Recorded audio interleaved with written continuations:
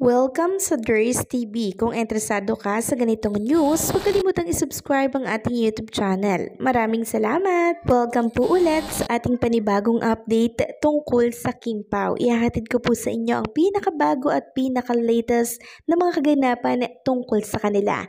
Kaya naman kung hindi ka pa subscriber ng ating channel, pindutin nyo na ang notification bell para lagi kayong updated sa mga balitang trending at napapanahon. So ayun, welcome back again sa ating YouTube channel mga ka-Kimpao, and ngayon nga po ang pag-uusapan natin ay tungkol sa mga importanteng ganap kina Kim and Paolo Abilino. So unahin natin mga ka-Kimpao ang tungkol dito sa OOTD ni Kim and Paolo Abilino kanina para po sa event ng Chowking dyan sa MOA. So napansin po ng mga Kimpao fans ang tuwining nakasuotan na naman ni Kim and Paolo. Parehas pong color pink mga ka-Kimpao. Then sa pangbaba naman, parehas ding color white. Pero syempre may mga borloloy. Etong pangbaba po ni Chinita Princess na may pagka halo-halo supreme mga ka-Kimpao. Makikita nga dyan yung mga sagu na iba't ibang kulay nakadikit po sa suot ni Chinita Princess na pang-ibaba. So ang cute nilang tingnan mga ka-Kimpao sa color pink na kasuotan nila. Winning is winning talaga. Samantalang sabi naman po ni Miss L, sila talaga yung mga endorser na hindi mo pagsisisihan na kukunin. Face card pa lang, bentang-benta na. So yan po yung dahilan mga ka-Kimpao, kaya ang dami pong kumukuha na mga advertisers kay Kim and Paolo kasi nga po ang lakas nilang magbenta sa market. Talagang nakukuha po nila yung loob ng maraming target nila mga ka-Kimpao. Kaya asahan na po natin na ngayong 2025, dadagsain po si Kim and Paolo Abilino ng napakaraming endorsement and syempre ng project. Samantalang isang page nga po ang humingi ng sorry sa pagkakapost po mga ka-Kimpao ng picture ni Kim and Paolo Abilino kuha po sa Aman Polo. So hindi niya po alam mga ka-Kimpao na hindi pa pala yun pwedeng i-post, pero na-delete niya na naman po mga ka-Kimpao. Pero bago niya po na-delete yun mga ka-Kimpao, mga ilang oras ata, kaya marami na din pong nakapag-save at kumalat na rin po sa lahat ng social media platform.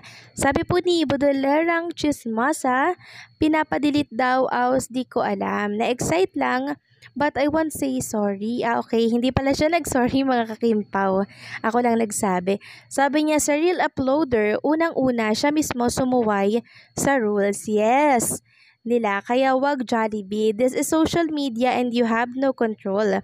But as i-respect sa Kimpao, ay follow. Sorry kung natagalan ang delete. Around 2 AM ko kasi pinost to.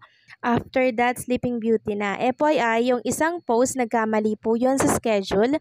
Hindi na na-delete agad kasi lumabas sa content files at ngayon lang nagising si admin. Pasensya na, hindi updated chika, hindi namin alam may issue pala ito. So, okay lang naman. Tama naman po mga ka-Kimpao yung sinabi niya, 'di ba? Hindi ito kakalat kung in the first place, hindi po ito inilabas sa social media nung real uploader nito. Yung pinagmulan mismo mga ka-Kimpao, yun po dapat, nasa kanya dapat yung control. Kasi once na inilabas niya to, talagang kakalat ito sa lahat ng social media platform. Kaya yung nagpo-post ngayon, hindi na po nila yung kasalanan. Kasalanan mismo yun ng pinagmulan po ng mismong picture kasi inilabas niya. Then, kung magbabasa kayo ng komento sa naturang post, sabi dito ni Ma'am Cora, Marisol Academy na nga nagsabi na magkasama ang Kimpao sa isang isla, sabi ng source nila. Yung basher, pinipilit pa rin yung idol nila para sirain ang Kimpao. Big screen, makita mo si Kim talaga nakataligilid at si Paolo nakatalikod. FYI po basher, mag-search ka muna ha. Di yung pinipilit mo na naman idol nyo.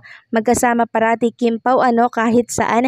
So meron palang nagpupumilit mga kakimpaw na si Jay daw po yung kasama ni Paulo sa Amanpulo sa Smio Marimar. Samantalang ako nang makita ko yung picture na yon, kandasum na ako mga kakimpaw at walang duda.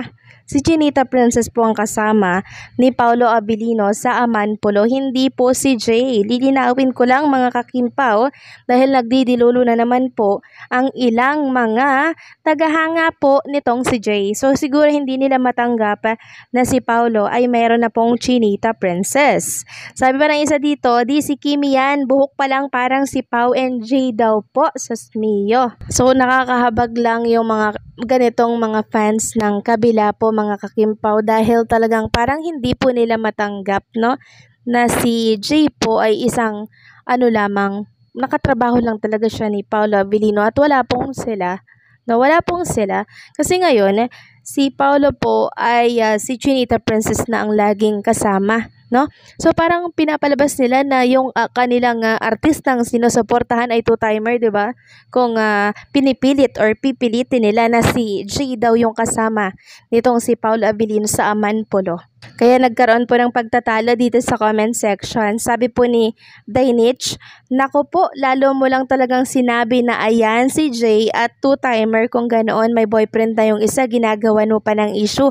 Nako po, di mo ba nakikitang medyo manipis ang katawan at tinatali ang buhok pataas? Tingnan mo, ang buhok ni Jay sa asap ng mag-move on na, huwag masyadong magbulag-bulagan. Mahirap niyan, baka matuluyan ka." So ayan mga kakimpo, nagkaroon po ng tensyon ang bangayan dito sa mundo ng social media. So ang issue kasi yung picture, no? So hindi pa pinapalabas. Pero ngayon, eto't may issue pa pala ulit na pinipilit na si Jay daw po mga kakimpaw yung kasama po ni Paulo Abilino. Grabe, ang lakas po ng tama nila. Wala kang masabi mga kakimpaw. Talagang parang na sila desperada at desperado na po sa pagpapalabas ng mga balitang katulad niya na. Samantalang napakalinaw po ng picture at ebidensya na si Chinita nga po yung kasama nitong si Paulo Abilino. So medyo nakaka-high blood lang yung mga ganitong mga fan na talaga naman po hindi po nakakaintindi, hindi po marunong tumingin sa tama at sa mali. Talagang binabali po nila yung katotohanan mga kakimpaw. Medyo nakakainis yung part na yon, pero syempre nagtitimpi po ang inyong lingkod hanggat kaya ko po. Magi kayo naman mga kakimpaw na nakikinig sa update natin, may irita din po at may inis kayo dahil merong mga fans na pinagpipilitan yung gusto nilang ipagpilitan. Kahit na napakalinaw mga kakimpaw na si Chinita Princess nga yung kasama nitong si Paulo Abilino. Pero ayan na po natin yun mga kakimpaw, basta ang atin lang nalino na po natin yung tungkol sa picture na pinagtatalunan ngayon sa mundo ng social media at kaya hindi po yun pinapalabas dahil nga po hindi po yun walang consent, no, ni Paulo Abilino. Walang permiso po mga kakimpaw ni Paulo Abilino na ilalabas po yun dahil panakaw lamang po ang pagkuha ng stop kay Paulo Abilino dito po sa Amanpulo. Yun yung issue kaya hindi po pinapalabas at hindi po si Jay yan, okay? So paano mga kakimpaw, hanggang dito na lamang po ang update natin. Maraming salamat sa patuloy po na pagsuporta.